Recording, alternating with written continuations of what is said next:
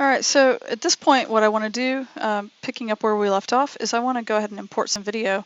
So I'm going to actually just drag and drop stuff, and I'm going to go back to my main folder, and you'll see here that I've got a video called Doubt and one called Inspiration. And then the other thing that you will notice I didn't mention before, but is when I went and recreated the sky video in Premiere.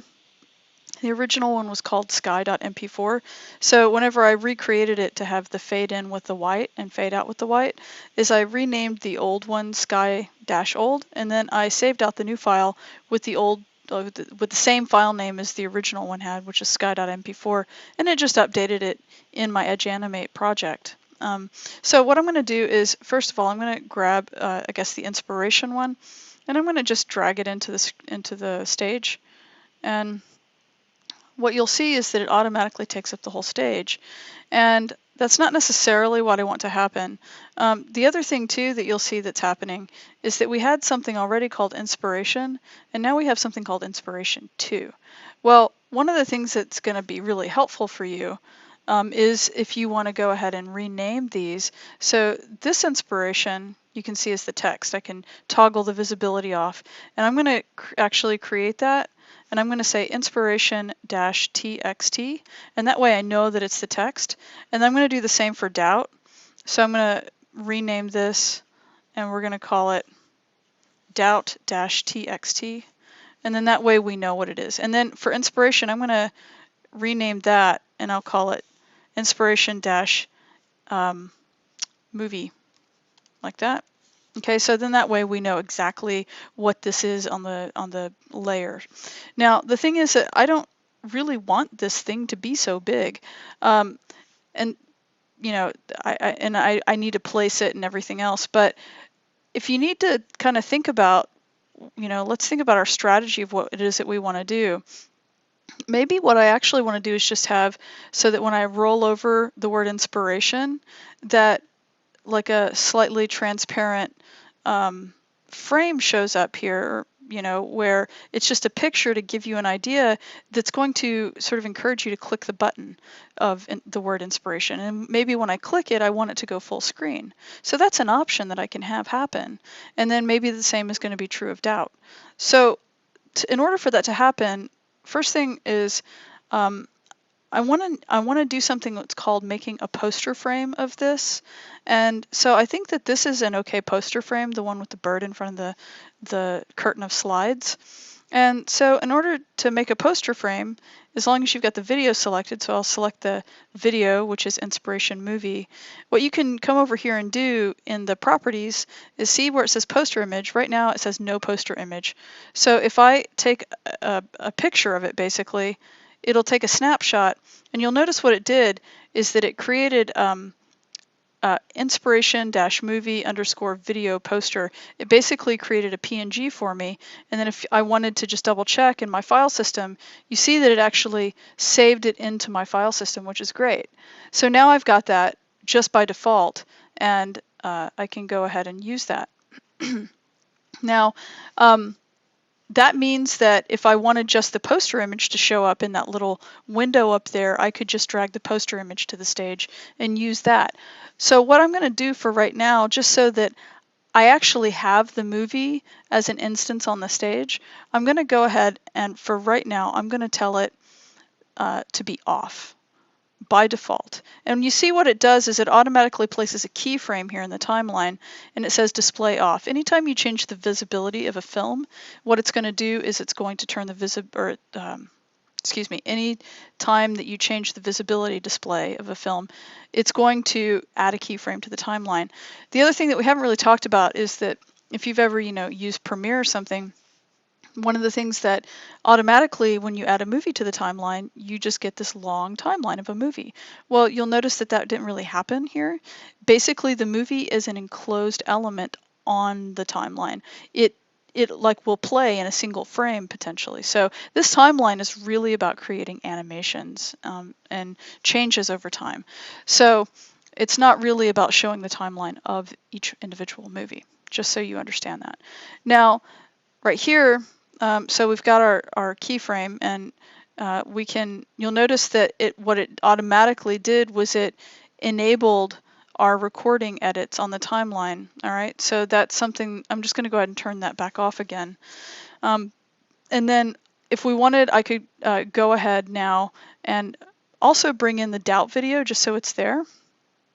So let's drag that in, and I'm gonna make it go to 0, 0 just because I can. And once again, I need to come here and I want to rename this so that it's doubt dash movie, like that. And it doesn't really matter at this point if doubt is above inspiration in terms of it being a movie, but it is good, I guess, that it's over the top of the enclosed building, if we wanted it, you know, to play on top of everything. Now, the other thing that I don't want you to do with the movie is I don't want you to hit autoplay. Just go ahead and leave that, because we don't want it to immediately play when the whole web page starts loading. We don't want that to happen. And this is also something you can do, is you can adjust the volume. If a movie is a lot louder than another movie, you can change it so that the volume setting is automatically going to be set in a certain place, and then somebody can turn it up and down. Now again, with this, what I do want to do is actually go ahead, for just now, I'm going to turn autoplay on, and then if I hit play, it'll run the timeline, and it'll show me the timeline for the actual movie itself. And I can pause or stop it at any time, and then I can, you know, tell it that I want that maybe to be the poster image where it says I doubt everything. So, and if I want just to turn off these other things so I can see a little bit better, I can drag my playback head so that I can get an idea of exactly where I want it to take the poster image, and maybe there is a good place. All right, and so now I can hit this poster button, and it's going to take it of that spot. Okay, and so now I actually want to turn autoplay back off. All right, and I'm going to drag my playhead all the way back to the beginning, all right, of the timeline, because I don't want any other like weird keyframes to happen in other places that don't make sense. Okay, and so now you'll notice that I have doubt movie video poster.png, which is good. So while I have doubt movie chosen, I'm going to go up here and I'm going to tell it to have an off visibility, and you'll see it went ahead and keyframed it for me at the beginning, which is exactly what I want. All right, now I'm going to go ahead and save this real quick. And the other thing that I want to do now is I want to go ahead and drag my poster of doubt to the screen. All right, let's just go ahead and place it like here somewhere. And it's huge, but what I can do is I'm going to go ahead and rotate it, and let's go ahead. And the other thing too is that this one I actually want to be underneath the enclosed building. So I'm going to drag it. Actually, I can't drag it there. What I want to do is come up here and drag it. I can drag the poster down here, and I'm going to put it above sky so that it's actually above the sky. All right, and then now I can actually start to move it around. I'm going to rotate it, and you notice that I have the keyframer off because I don't want this to actually be recording my changes here. So if I come down, I can change the rotation to like maybe a -45, and or you know, it's not quite 45, so maybe let's try negative like 42. Oh, that was the wrong direction. Let's try 47. And that looks a little bit better. It's probably more like 46, but it doesn't have to be perfect. And then I'm going to scale this so that it kind of fits a little bit better inside of this window here. I'll just keep doing that, holding down my shift constraint, and just keep going until it seems like that's about right. Okay, so I can do something like that, and it'll show that over the poster frame. All right, now it'll show that poster frame over the sky video, and whenever I tell it to show it. So right now, I'm just going to leave that as it is, and I'm actually going to tell it also to be off as well. And so by default, that's going to be off. And whenever we hover over the word inspiration, let me turn these back on, or doubt, we're going to have those poster images show up. Okay, that's the idea. So let's also go ahead and add the inspiration movie poster to the screen as well.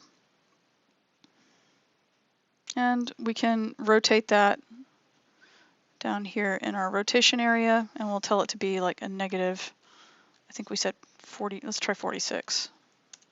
It's about right. Somewhere in there. Okay, and can make this be sort of a more amenable size to what we actually need it to be. I think somewhere in here might be okay. And I can even make it a little bit smaller too, so it fits. I think I just, I think I left the shift key up too soon. All right, so I think I'm pretty happy with that, the way that that's going to show up. Let's move it right there. Okay, and then I'm going to also turn the visibility of that off as well. So by default, it's just turned off. And save that just so it's saved. And then now the thing that I want to show you how to do is how to add functionality to these buttons, okay? All right, so I'm going to select the word inspiration. And now what I want to do is I can either right-click it right here, or I can right-click it in the timeline, or I can also click where it says right next to it, Open Actions. All right, so if I click that, what I want to have happen is when the word inspiration is hovered, and the way that you would say that in JavaScript is either on mouse over, that's normal JavaScript, or if you use mouse enter, what that's going to do is add a version of JavaScript that's like a special library called jQuery. So either one is fine. If you don't want to have to add the entire jQuery library, then you might not want to do one of these, but really it doesn't matter. I'm going to go ahead and say on mouse enter. And it gives me this option here, and it's going to insert some code for me. It'll write the code. So whenever someone puts their mouse over the word inspiration, what we want to do is we want to hide show, and we can go ahead here and say show, and then we're going to choose what's on the stage, and because all of these things are in the stage.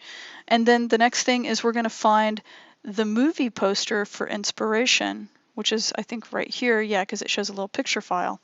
So we're going to basically show that on mouse enter. All right, and then the next thing that we can do is we can add another action and say on mouse leave, so when we leave it, it will stop showing that. So let's go hide show, and then we can say hide stage. All right, and then we can come up here or come down here where it says inspiration movie, and we're going to tell it to stop showing that. Okay, so that's one of the things that we're going to do, right? All right, now close that, and now if we want to test that real quick, I'm going to save it and then do command return. And you see what happens when I put my mouse over the word inspiration. It shows that poster frame. And maybe I don't like it at its full opacity. Maybe I'd like to be able to see a little bit of the sky moving behind it. That might be interesting, okay?